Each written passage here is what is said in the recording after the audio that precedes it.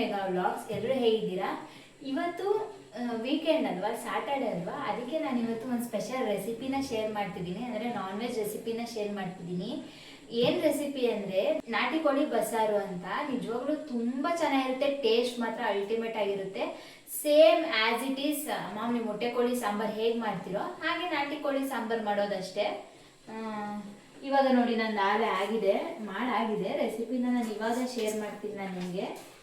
ಇವಾಗ ಆಗಲೇ ಚಿಕನ್ನ ಸಪ್ರೇಟ್ ತೆಗೆದು ಫ್ರೈ ಮಾಡ್ಕೊಂಡಿದ್ದೀನಿ. ಸಾಂಬಾರು ಕೂಡ ಕುದಿಯೋದಕ್ಕೆ ಇಟ್ಟಿದ್ದೀನಿ ಸ್ವಲ್ಪ. ಇವಾಗ ರೆಡಿಯಾಗಿದೆ ಸಾಂಬಾರು ಮತ್ತು ಸಪ್ರೇಟಾಗಿ ಚಿಕನ್ನ ಫ್ರೈ ಮಾಡಿ ಇಟ್ಟಿದ್ದೀನಿ. ಅಂದರೆ ನಾಟಿ ಕೋಳಿ ಬಸಾಂಬಾರು ಅಂತ same as it is sambar ಹೇಗೆ ಮಾಡ್ತೀರಾ ಹಾಗೆ ಮಾಡಿಬಿಟ್ಟು ಚಿಕನ್ನ ಸಪ್ರೇಟಾಗಿ ಸ್ವಲ್ಪ ಫ್ರೈ ಮಾಡ್ಕೊಳ್ಳೋದಷ್ಟೇ. ಬನ್ನಿ ಇವಾಗ ನಾಟಿ ಕೋಳಿ ಬಸ್ಸಾರು ಮಾಡೋದು ಹೇಗೆ ಅಂತ ಶೇರ್ ಮಾಡ್ತೀನಿ, ನೋಡ್ಕೊಂಡು ಬನ್ನಿ. ಫಸ್ಟಿಗೆ ಇವಾಗ ಮಸಾಲ ಗ್ರೈಂಡ್ ಮಾಡ್ಕೊಳ್ಳೋದಕ್ಕೆ ಚಿಕ್ಕದಾಗಿ ಫ್ರೈ ಮಾಡ್ಕೊಳ್ಳೋಣ ಮಸಾಲಾನ ಐಟಮ್ಸ್ನ. ಇವಾಗ ಒಂದು ಚಿಕ್ಕ ಪ್ಯಾನಿಗೆ 1-2 ಸ್ಪೂನಷ್ಟು ಎಣ್ಣೆನ ಹಾಕಿ, ಎಣ್ಣೆ ಕಾದಿದ್ದಾದಮೇಲೆ 2 ಈರುಳ್ಳಿನ ಚಿಕ್ಕದಾಗಿ ಅಂದರೆ ಮೀಡಿಯಮ್ ಸೈಜಲ್ಲಿ ಕಟ್ ಮಾಡಿ ಈರುಳ್ಳಿನ ಹಾಕೋತಿದ್ದೀನಿ. ಅದಾಗಿದ್ದಾದಮೇಲೆ 1-2 ಇಂಚಷ್ಟು ಶುಂಠಿ, ಒಂದು ಪೂರ್ತಿ ಬೆಳ್ಳುಳ್ಳಿನ ಬಿಡಿಸಿ ಹಾಕೋತಿದ್ದೀನಿ ಸಿಪ್ಪೆ ತೆಗೆದು. ಬೆಳ್ಳುಳ್ಳಿ ಹಾಕಿದಾದ್ಮೇಲೆ ಸ್ವಲ್ಪ ಅಂದರೆ 1-2 ಪೀಸಷ್ಟು ಚಕ್ಕೆ, 1-5-6 ಲವಂಗನ ಹಾಕಿ ಇಷ್ಟೂ ಚೆನ್ನಾಗಿ ಈರುಳ್ಳಿ ಕಲರ್ ಚೇಂಜ್ ಆಗೋವರೆಗೂ ಫ್ರೈ ಮಾಡ್ಕೋಬೇಕು. ನಾವು ಈ ಥರ ಮಸಾಲಾನ ಫ್ರೈ ಮಾಡಿ ಹಾಕೋದ್ರಿಂದ ಹಸಿ ಸ್ಮೆಲ್ ಜಾಸ್ತಿ ಬರೋದಿಲ್ಲ, ಚೆನ್ನಾಗಿ ಫ್ಲೇವರ್ ಚೆನ್ನಾಗಿರುತ್ತೆ ಈ ಥರ ಮಸಾಲಾನ ಫ್ರೈ ಮಾಡಿ ಗ್ರೈಂಡ್ ಮಾಡಿಕೊಂಡ್ರೆ. ಇವಾಗ ಈರುಳ್ಳಿ ಸ್ವಲ್ಪ ಫ್ರೈ ಆಗಿದ್ದಾದಮೇಲೆ ಅದ್ರ ಜೊತೆಗೆ 1 ಸ್ಪೂನಷ್ಟು ಅರಿಶಿಣದ ಪುಡಿನ ಹಾಕೋತಿದ್ದೀನಿ. ಇದು ಆಪ್ಷನಲ್ಲು, ನಿಮಗೆ ಬೇಕು ಅಂದರೆ ಹಾಕ್ಕೊಳ್ಳಿ, ಇಲ್ಲ ಅಂದರೆ ಏನು ಬೇಕಾಗಿಲ್ಲ. ಇವಾಗ ಅರಿಶಿಣದ ಪುಡಿ, ಈರುಳ್ಳಿ ಮತ್ತು ಮಸಾಲ ಐಟಮ್ಸ್ ಎಲ್ಲ ಚೆನ್ನಾಗಿ ಮಿಕ್ಸ್ ಆಗೋ ಥರ ಫ್ರೈ ಮಾಡ್ಕೊಂಡಿದ್ದಾದಮೇಲೆ ಒಂದು ಅರ್ಧ ಹೋಳಷ್ಟು ಕಾಯಿ ತುರಿನ ಹಾಕೋತಿದ್ದೀನಿ. 1 kg ಚಿಕನ್ ಇದೆ, ಅದಕ್ಕೆ ನಾನು ಅರ್ಧ ಹೋಳು ಫುಲ್ ಕಾಯಿನ ಹಾಕೋತಿದ್ದೀನಿ, ಹಸಿ ಕಾಯಿ ತುರಿನ. ನೀವು ಬೇಕಿದ್ರೆ ಕೊಬ್ಬರಿ ಕೂಡ ಹಾಕೋಬೋದು. ಅದಾಗಿದ್ದಾದಮೇಲೆ 1 ಟೊಮೊಟೊ ಕಟ್ ಮಾಡಿ ಹಾಕಿದ್ದೀನಿ, ಸ್ವಲ್ಪ ಕೊತ್ತಂಬರಿ ಸೊಪ್ಪು, ಸ್ವಲ್ಪ ಪುದೀನ ಸೊಪ್ಪು, ಇಷ್ಟನ್ನು ಹಾಕಿ ಚೆನ್ನಾಗಿ ಫ್ರೈ ಮಾಡಿ ಹಾಕೋತಿದ್ದೀನಿ. ಇನ್ನೊಂದೇನೆಂದರೆ ಅರ್ಧ ಹೋಳು ಕಾಯಿನ ಹಾಕೋಬೇಕು, ಆವಾಗಲೇ ಸಾಂಬಾರು ತುಂಬ ಚೆನ್ನಾಗಿ ಟೇಸ್ಟಾಗಿ ಆಗೋದು. ಇವಾಗ ಇಷ್ಟೂ ಸೊಪ್ಪೆಲ್ಲ ಸ್ವಲ್ಪ ಬಾಡೋವರೆಗೂ, ಅಂದರೆ ಫ್ರೈ ಆದಮೇಲೆ ಮೆತ್ತಗಾಗುತ್ತೆ ಅಲ್ವ ಸೊಪ್ಪುಗಳೆಲ್ಲ, ಅಲ್ಲಿವರೆಗೂ ಫ್ರೈ ಮಾಡ್ಕೋಬೇಕು, ಆಯಿತಾ. ಇವಾಗ ಸೊಪ್ಪೆಲ್ಲ ಚೆನ್ನಾಗಿ ಫ್ರೈ ಮಾಡಿದ ಆದಮೇಲೆ ಮಟನ್ ಸಾಂಬಾರು ಪೌಡರ್ನ ಮನೇಲೇ ಮಾಡಿ ಇಟ್ಟಿರ್ತೀರಲ್ಲ, ಆ ಮಟನ್ ಸಾಂಬಾರು ಪೌಡರ್ನ 1-2 ಸ್ಪೂನಷ್ಟು ಹಾಕೋತಿದ್ದೀನಿ. ಆವಾಗಲೇ ಚೆನ್ನಾಗಿರುತ್ತೆ. ನೀವೇನಾದ್ರು ಅಲ್ಲಿ ಮಟನ್ ಸಾಂಬಾರು ಪೌಡರ್ ಇಲ್ಲ ಅಂದರೆ ಬ್ಯಾಡಗೆ ಮೆಣಸಿನ್ಕಾಯಿ ಪುಡಿ, ಅಚ್ಕಾರದ ಪುಡಿ, ಅದಾಗಿದ್ದಾದಮೇಲೆ ಧನಿಯಾ ಪುಡಿ, ಸ್ವಲ್ಪ ಚಿಕನ್ ಮಸಾಲ ಆ ಥರ ಎಲ್ಲ ಹಾಕಿ ಕೂಡ ಮಾಡ್ಕೋಬೋದು. ಅದಾಗಿದ್ದಾದಮೇಲೆ ಸ್ವಲ್ಪ ಧನಿಯಾ ಪುಡಿ ಕೂಡ ಆ್ಯಡ್ ಮಾಡ್ಕೋತಿದ್ದೀನಿ, ಇದು ಕೂಡ ಆಪ್ಷನಲ್ಲು. ಮಟನ್ ಸಾಂಬಾರು ಪೌಡರಲ್ಲೇ ಧನಿಯಾ ಕೂಡ ಎಲ್ಲ ಸೇರಿಸಿರ್ತೀವಿ, ಆದ್ರೂ ಸ್ವಲ್ಪ ಧನಿಯಾ ಜಾಸ್ತಿ ಇದ್ದರೆ ಸಾಂಬಾರಿಗೆ ತುಂಬ ಚೆನ್ನಾಗಿರುತ್ತೆ ಅಂತ ಹೇಳ್ಬಿಟ್ಟು ಇವಾಗ 1-2 ಸ್ಪೂನಷ್ಟು ಧನಿಯಾ ಪೌಡರ್ ಕೂಡ ಹಾಕ್ಕೋತಿದ್ದೀನಿ. ಮಟನ್ ಸಾಂಬಾರು ಪೌಡರು ನಮ್ಮ ಅತ್ತೆ ಮಾಡಿ ಕೊಟ್ಟು ಕಳಿಸಿದ್ರು, ಅದನ್ನೇ ಹಾಕ್ಕೊಂಡಿದ್ದೀನಿ ನಾನು. ಇವಾಗ ಸಾಂಬಾರು ಪೌಡರ್ನ ಹಾಕಿ ಜಾಸ್ತಿ ಬಿಸಿ ಮಾಡಬೇಕೇನಿಲ್ಲ, 1-2 ಮಿನಿಟ್ಸ್ ಆದರೆ ಸಾಕು. ಇವಾಗ ಮಿಕ್ಸರ್ ಗ್ರೈಂಡರ್ಗೆ ಹಾಕ್ಕೊಂಡು ಸ್ವಲ್ಪ ಬಿಸಿ ಆರಿದ ಆದಮೇಲೆ ಸ್ವಲ್ಪ ನೀರನ್ನ ಹಾಕ್ಕೊಂಡು ಗ್ರೈಂಡ್ ಮಾಡಿಕೊಂಡ್ರೆ ಆಯಿತು. ಬಿಸಿಲೇ ಗ್ರೈಂಡ್ ಮಾಡ್ಕೊಳ್ಳೋಕೆ ಹೋಗ್ಬೇಡಿ, ಆರಿಬಿಡುತ್ತೆ ಜಾಸ್ತಿ. ಮಿಕ್ಸಿಗೆ ಜಾರಿಗೆ ಹಾಕ್ಬಿಟ್ಟು 1-2 ಮಿನಿಟ್ಸ್ ಅಷ್ಟು ಬಿಟ್ಬಿಡಿ, ಆಗ ಅದು ಬೆಚ್ಚಗಾಗುತ್ತೆ, ಅಂದರೆ ಸ್ವಲ್ಪ ಬಿಸಿ ಆರುತ್ತೆ. ಇವಾಗ ಸ್ವಲ್ಪ ನೀರನ್ನ ಹಾಕಿ ನುಣ್ಣಗೆ ಪೇಸ್ಟ್ ಮಾಡ್ಕೊಳ್ಳೋಣ. ಇವಾಗ ನಾನು ನೋಡಿ ಗ್ರೈಂಡ್ ಮಾಡಿ ಇಟ್ಕೊಂಡಿದ್ದೀನಿ, ನುಣ್ಣಗೆ ಗ್ರೈಂಡ್ ಮಾಡಿ ಇಟ್ಕೊಂಡಿದ್ದೀನಿ. ತರಿಯಾಗಿದ್ದರೆ ಚೆನ್ನಾಗಿರೋದಿಲ್ಲ. ಗ್ರೈಂಡ್ ಮಾಡಿದಾದಮೇಲೆ ಬಸ್ಸಾರಲ್ವ ಮಾಡ್ತಿರೋದು, ಅದಕ್ಕೆ ಚಿಕನ್ ಫ್ರೈಗೆ ಅಂತ ನಾನಿಲ್ಲಿ 1-2.5 ಸ್ಪೂನಷ್ಟು ಮಸಾಲಾನ ಸಪ್ರೇಟಾಗಿ ತೆಗ್ದು ಇಟ್ಕೋತಿದ್ದೀನಿ ನಾನು. ಇವಾಗ ಮಸಾಲ ರೆಡಿ ಆಯಿತು. ಇವಾಗ ಕುಕ್ಕರಿಗೆ 3-4 ಸ್ಪೂನಷ್ಟು ಎಣ್ಣೆನ ಹಾಕೋತಿದ್ದೀನಿ. ನೀವು ಬೇಕಿದ್ರೆ ಇಲ್ಲಿ 1 ಸ್ಪೂನಷ್ಟು ತುಪ್ಪ ಕೂಡ ಆ್ಯಡ್ ಮಾಡ್ಕೋಬೋದು. ಎಣ್ಣೆ ಜಾಸ್ತಿ ಬೇಡ ಅಂದರೆ ಎಣ್ಣೆ ಕಮ್ಮಿ ಹಾಕ್ಕೊಂಡು ತುಪ್ಪ ಕೂಡ ಆ್ಯಡ್ ಮಾಡ್ಕೋಬೋದು. ನಾನು ಇಲ್ಲಿ ಸ್ವಲ್ಪ ಜಾಸ್ತಿನೇ ಎಣ್ಣೆ ಹಾಕೋತಿದ್ದೀನಿ. ಎಣ್ಣೆ ಕಾದಿದ್ದಾದಮೇಲೆ ಇದಕ್ಕೆ ಈರುಳ್ಳಿ ಏನೂ ಹಾಕಬಾರ್ದು. ಕೆಲವರು ಈರುಳ್ಳಿ ಹಾಕಿ ಫ್ರೈ ಮಾಡ್ತಾರೆ, ಏನೂ ಬೇಡ. ಈರುಳ್ಳಿ ನಾವು ಗ್ರೈಂಡ್ ಮಾಡಿದ್ದಕ್ಕೆ ಹಾಕಿದ್ದೀವಿ ಅಲ್ವಾ, ಏನೂ ಬೇಡ. ಇವಾಗ ನಾನು ನಾಟಿ ಕೋಳಿನ ಹಾಕಿ ಸ್ವಲ್ಪ ಉಪ್ಪನ್ನ ಸೇರಿಸಿ, ಸ್ವಲ್ಪ ಅರಿಶಿಣದ ಪುಡಿನ ಸೇರಿಸಿ ಚಿಕನ್ನು ನೀರು ಬಿಟ್ಟು ಎಣ್ಣೆ ಬಿಟ್ಕೊಳ್ಳೋವರೆಗೂ ಫ್ರೈ ಮಾಡ್ಕೋತೀನಿ ಇವಾಗ ನಾನು. ಅಂದರೆ ನಾಟಿ ಕೋಳಿ ಅಂದರೆ ಮೊಟ್ಟೆ ಕೋಳಿ ಆಯಿತಾ. ನಾಟಿ ಕೋಳಿ ಕೂಡ ಸಿಗುತ್ತೆ, ಅದರಲ್ಲೂ ಕೂಡ ಮಾಡ್ಕೋಬೋದು.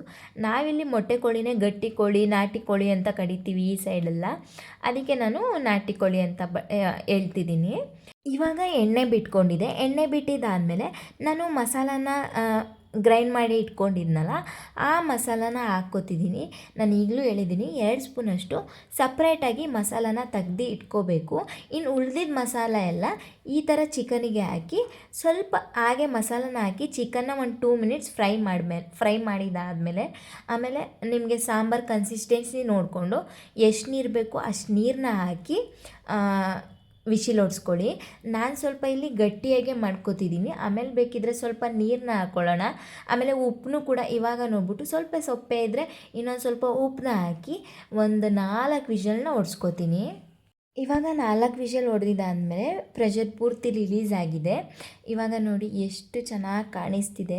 ಆಮೇಲೆ ಜಾಸ್ತಿ ಬಿಸಿ ಅಲ್ವಾ. ಇವಾಗ ಏನು ಮಾಡಬೇಕು ಅಂದರೆ ಬಸ್ಸಾರು ಮಾಡ್ತಿರೋದು ಅಲ್ವಾ, ಚಿಕನ್ನ ಸಪ್ರೇಟ್ ಮಾಡ್ಕೋಬೇಕು, ಸಾಂಬಾರನ್ನ ಸಪ್ರೇಟ್ ಮಾಡ್ಕೋಬೇಕು. ಅದಕ್ಕೆ ನಾನು ಈ ಥರ ಜಾಲರಿನಲ್ಲಿ ಚಿಕನ್ನ ನೀಟಾಗಿ ಸಾಂಬಾರನ್ನ ಒಂಚೂರು ಇರಬಾರ್ದು ಸಾಂಬಾರು, ಆ ಥರ ಜಾಲರಿನಲ್ಲಿ ಎತ್ಕೋತಿದ್ದೀನಿ ಚಿಕನ್ನ. ಸಾಂಬಾರೆಲ್ಲ ಆವಾಗ ಕೆಳಗಡೆ ಹೊಟ್ಟೋಗ್ಬಿಡುತ್ತೆ. ಚಿಕನ್ ಮಾತ್ರ ಸಪ್ರೇಟಾಗಿ ಒಂಚೂರು ಸಾಂಬಾರು ಇಲ್ಲದೆ ಇರೋ ಥರ ಸೋಸ್ಕೋಬೇಕು. ಇನ್ನೊಂದೇನೆಂದರೆ ಚಿಕನ್ ಏನಾದರೂ ಎಳೆದಿದ್ದರೆ 1-2 ವಿಷಲ್ಗೆ ಬೆಂದೋಗ್ಬಿಡುತ್ತೆ. ಚಿಕನ್ ಸ್ವಲ್ಪ ಅಂದರೆ ಕೋಳಿ ಸ್ವಲ್ಪ ಬಲ್ತಿದ್ರೆ ಒಂದು 4 ವಿಷಿಲ್ 5 ವಿಷಿಲ್ ಹೊಡ್ಸ್ಕೋಬೇಕಾಗುತ್ತೆ. ಎಳೆದಿದ್ದರೆ ನೋಡ್ಕೊಂಡು ವಿಷಲ್ನ ಬರ್ಸ್ಕೊಳ್ಳಿ. ಇಲ್ಲಿ ಸ್ವಲ್ಪ ಚಿಕನ್ ಸ್ವಲ್ಪ ಜಾಸ್ತಿ ಬಲ್ತಿತ್ತು, ಅದಕ್ಕೆ ನಾನಿಲ್ಲಿ 4 ವಿಷಲ್ನ ಹೊಡ್ಸ್ಕೊತೀನಿ. ನಾಟಿ ಕೋಳಿ ಜಾಸ್ತಿ ಬೇಗ ಬೇಯ್ಕೊಳ್ಳೋದಿಲ್ಲ, ಬೇಯೋದು ಕೂಡ ಸ್ವಲ್ಪ ಲೇಟ್ ಆಗುತ್ತೆ. ಇವಾಗ ನೋಡಿ ನಾನು ಸಾಂಬಾರನ್ನ ಸಪ್ರೇಟಾಗಿ ಮಾಡ್ಕೊಂಡಿದ್ದೀನಿ, ಚಿಕನ್ನು ಕೂಡ ಸಪ್ರೇಟಾಗಿ ಸೋಸಿ ಬೇರೆ ಕಡೆ ಇಟ್ಕೊಂಡಿದ್ದೀನಿ. ಇಷ್ಟೇ ಬಸ್ಸಾರು ಅಂದರೆ ಇದನ್ನು ಒಂದು ಸತಿ ಕನ್ಸಿಸ್ಟೆನ್ಸಿ ನೋಡಿಕೊಂಡು ನೀರನ್ನ ಹಾಕಿ, ಅಂದರೆ ಸ್ವಲ್ಪ ಗಟ್ಟಿ ಇದ್ದರೆ ಸ್ವಲ್ಪ ನೀರನ್ನ ಹಾಕಿ ಬಿಸಿ ಮಾಡಿಕೊಂಡ್ರೆ ಸಾಂಬಾರು ರೆಡಿ ಆಯಿತು. ಇವಾಗ ಚಿಕನ್ನ ಫ್ರೈ ಮಾಡಿದ್ರೆ ನಾಟಿ ಕೋಳಿ ಬಸ್ಸಾರು ಚಿಕನ್ ಫ್ರೈ ರೆಡಿ ಆಯಿತು. ಅಂದರೆ ಕೆಲವ್ರು ಅಂತಾರೆ ಓ ಇಷ್ಟೇನಾ ಬಸ್ಸಾರು ಅಂತ. ಹೌದು ಇಷ್ಟೇ. ಚಿಕನ್ನ ಸಪ್ರೇಟ್ ಮಾಡಿ ಸಾಂಬಾರನ್ನ ಸಪ್ರೇಟ್ ಮಾಡಿ ಚಿಕನ್ನ ಫ್ರೈ ಮಾಡಿದ್ರೆ ಆಯಿತು. ನೆಕ್ಸ್ಟ್ ಇವಾಗ ಚಿಕನ್ನ ಸಪ್ರೇಟಾಗಿ ತೆಗ್ದು ಇಟ್ಕೊಂಡಿದ್ವಲ್ಲ, ಅದನ್ನ ಇವಾಗ ಚಿಕನ್ನ ಫ್ರೈ ಮಾಡ್ಕೊಳ್ಳೋಣ. ಇವಾಗ ಫ್ರೈ ಮಾಡ್ಕೊಳ್ಳೋದಕ್ಕೆ ಚಿಕ್ಕದಾಗಿ ಒಂದು ಬಾಣಲಿನ ಇಟ್ಬಿಟ್ಟು ಅದ್ರ ಜೊತೆಗೆ ಸ್ವಲ್ಪ ಎಣ್ಣೆ ಅದಾಗಿದ್ದಾದಮೇಲೆ ಒಂದು ಈರುಳ್ಳಿನ ಚಿಕ್ಕದಾಗಿ ಕಟ್ ಮಾಡಿ ಹಾಕಿ, ಒಂದು ಅರ್ಧ ಬೆಳ್ಳುಳ್ಳಿ ಅಂದರೆ ಒಂದು 6-7 ಬೆಳ್ಳುಳ್ಳಿನ ಕೆಚ್ಚಿ ಹಾಕ್ಕೊಂಡ್ರೆ ಚೆನ್ನಾಗಿರುತ್ತೆ ಫ್ಲೇವರು. ಇವಾಗ ಚಿಕನ್ ಅಂದರೆ ಈರುಳ್ಳಿ ಚೆನ್ನಾಗಿ ಫ್ರೈ ಆಗಿದ್ದಾದಮೇಲೆ ನಾನು 2 ಸ್ಪೂನಷ್ಟು ಮಸಾಲಾನ ತೆಗ್ದು ಸಪ್ರೇಟಾಗಿ ಇಟ್ಕೊಂಡಿದ್ನಲ್ಲ ಚಿಕನ್ ಫ್ರೈಗೆ ಹಾಕೋದಕ್ಕೆ ಅಂತ, ಆ ಮಸಾಲಾನ ಹಾಕಿ ಸ್ವಲ್ಪ ಅಂದರೆ ಹಸಿ ಸ್ಮೆಲ್ ಹೋಗೋವರೆಗೂ ಮಸಾಲಾನು ಮತ್ತು ಈರುಳ್ಳಿನೂ ಚೆನ್ನಾಗಿ ಫ್ರೈ ಮಾಡ್ಕೋಬೇಕು. ಮಸಾಲಾನ ಎಷ್ಟು ಫ್ರೈ ಮಾಡ್ಕೋತೀವಿ ಅಷ್ಟು ಚೆನ್ನಾಗಿರುತ್ತೆ ಫ್ಲೇವರು. ಇವಾಗ ಮಸಾಲ ಫ್ರೈ ಮಾಡಿದಾದಮೇಲೆ ಈರುಳ್ಳಿ ಜೊತೆಗೆ ನಾವು ಚಿಕನ್ನ ಸಪ್ರೇಟ್ ಮಾಡ್ಕೊಂಡು ಇಟ್ಕೊಂಡಿದ್ವಲ್ಲ, ಆ ಚಿಕನ್ನ ಹಾಕ್ಕೊಂಡು ಈರುಳ್ಳಿ ಮತ್ತು ಮಸಾಲ ಎಲ್ಲ ಚಿಕನ್ನಿಗೆ ಹೊಂದ್ಕೋಬೇಕು, ಆ ಥರ ಮಿಕ್ಸ್ ಮಾಡ್ಕೋಬೇಕು. ನೋಡಿ ಈ ಥರ ಮಾಡ್ಕೊಳ್ಳೋದ್ರಿಂದ ತುಂಬ ಚೆನ್ನಾಗಿರುತ್ತೆ. ಚಿಕನ್ನು ಕೂಡ ತಿನ್ನಲಿಕ್ಕೆ ತುಂಬ ಟೇಸ್ಟಾಗಿರುತ್ತೆ. ಇವಾಗ ಮಸಾಲ ಜೊತೆ ಎಲ್ಲ ಫ್ರೈ ಆಗಿದ್ದಾದಮೇಲೆ ಮೇಲ್ಗಡೆ ಸ್ವಲ್ಪ ಕಾಯಿ ತುರಿ ಇಲ್ಲಾಂದರೆ ಕೊಬ್ಬರಿ ತುರಿ ಇವೆರಡರಲ್ಲಿ ಒಂದು ಯಾವುದಾದ್ರೂ ಸ್ವಲ್ಪ ಉದ್ರಿಸಿದ್ರೆ ಚೆನ್ನಾಗಿ ಸಿಗುತ್ತೆ ಬಾಯಿಗೆ ತಿನ್ನಲಿಕ್ಕೆ ಅಂತ. ಇಷ್ಟ ಇಲ್ಲ ಕಾಯಿ ಹಾಕ್ಕೊಂಡ್ರೆ ಅಂತ ಅನ್ನೋರು ಕಾಯಿ ಆಪ್ಷನಲ್ಲು, ಬೇಕು ಅಂದರೆ ಹಾಕ್ಕೊಳ್ಳಿ, ಇಲ್ಲ ಅಂದರೆ ಬೇಡ. ಇವಾಗ ನೋಡಿ ಚಿಕನ್ ಫ್ರೈ ರೆಡಿ ಆಯಿತು. ನೋಡಿ ಮುದ್ದೆ ಜೊತೆಗೆ ನಾಟಿ ಕೋಳಿ ಸಾಂಬಾರು, ಬಸ್ಸಾಂಬಾರು, ಚಿಕನ್ ಫ್ರೈ. ಪುಟ ಹೆಂಗೈತೆ? ಸೂಪರ್. ಇವತ್ತು ಸ್ಪೆಷಲ್ ಮಾಡಿದ್ದೀನೋ ಒಂಥರ ನೆಕ್ಸ್ಟ್ ಲೆವೆಲ್ ಅನ್ಕೋ. ಟೇಸ್ಟ್ ಚೆನ್ನಾಗೈತೆ. ಸೇಮ್ ಸಾಂಬಾರು ಥರನೇ ಅನಿಸುತ್ತಲ್ವ? ಚಿಕನ್ ಸ್ವಲ್ಪ ತಿನ್ನೋದಕ್ಕೆ ಡಿಫ್ರೆಂಟ್ ಅನಿಸುತ್ತೆ. ಅದ್ರೇನೋ ಒಂಥರ ಡಿಫ್ರೆಂಟ್ ಆಗಿದೆ. ಮಸ್ತ್ ಚೆನ್ನಾಯ್ತಾ? ತಿಂತಾನೆ ಇರಬೇಕು ಅನಿಸ್ತದೆ. ಚಿಕನ್ ಟೇಸ್ಟ್ ಮಾಡಿ. ಅಲ್ಲೇ ಟೇಸ್ಟ್ ಮಾಡ್ಬಿಟ್ಟೆ ಬಂದ ತಕ್ಷಣ ಬೆಂದೈತೆ ಪ್ರಾಪರಾಗಿ?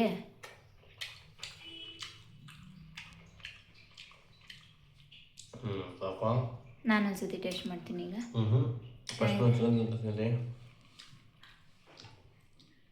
ನೀವು ಆಮೇಲೆ ಟೇಸ್ಟ್ ಮಾಡೋರಿ. ಚೆನ್ನಾಯ್ತಾ? ಬಸ್ಸಾರು ಚೆನ್ನಾಗಿರುತ್ತೆ. ಸೇಮ್ ಮಾಮೂಲಿ ಚಿಕನ್ ಸಾಂಬಾರು, ಚಿಕನ್ ಬೇರೆ ಫ್ರೈ ಮಾಡ್ಕೊಂಡಿರೋದು. ಸಾಂಬಾರು ಮಾತ್ರ ಸಾಕಾಗೈತೆ. ಸಾಕಾಯ್ತಾ? ಮುದ್ದೆ ತಿನ್ಬೇಕು ಅನ್ಸ್ತೈತಿ ಇವತ್ತು ಈ ಸಾಂಬಾರಿಗೆ. ಅದಕ್ಕೆ ತಿಂತಾ ಇದೆಯಾ? ಸೂಪರ್, ಸಾಕಾಗೈತಲ್ವ ಪುಟ? ನೆಕ್ಸ್ಟ್ ಲೆವೆಲ್ ಬಿಡವ. ಈ ಚಿಕನೇ ಸೂಪರು. ಏನು ಮಾಡೋದು? ಏನು ಸಖತ್ತಾಯ್ತು ಹೇಳು. ಮೇಲೆ ಕಾಯಿ ತುರಿ ಹಾಕಿದ್ಯಾ? ಅದಕ್ಕೆ ಮಸ್ತ್ ಐತೆ. ಸಾಂಬಾರು ಚೆನ್ನಾಗೈತೆ. ನೀವು ಕೂಡ ಈ ಈಸಿ ರೆಸಿಪಿನ ಟ್ರೈ ಮಾಡಿ, ಹೇಗಿದೆ ಅಂತ ಕಮೆಂಟ್ ಕೂಡ ಮಾಡಿ. ಟೇಸ್ಟ್ ಮಾತ್ರ ಸೂಪರ್ ಆಗೈತೆ. ನಾಟಿ ಕೋಳಿ ಬಸ್ಸಾರು ಸಕ್ಕತ್ತಾಗೈತೆ. ಸಬ್ಸ್ಕ್ರೈಬ್ ಮಾಡ್ಕೊಳ್ಳೋದನ್ನ ಮರಿಬೇಡಿ. Thank you. Lots of love to you.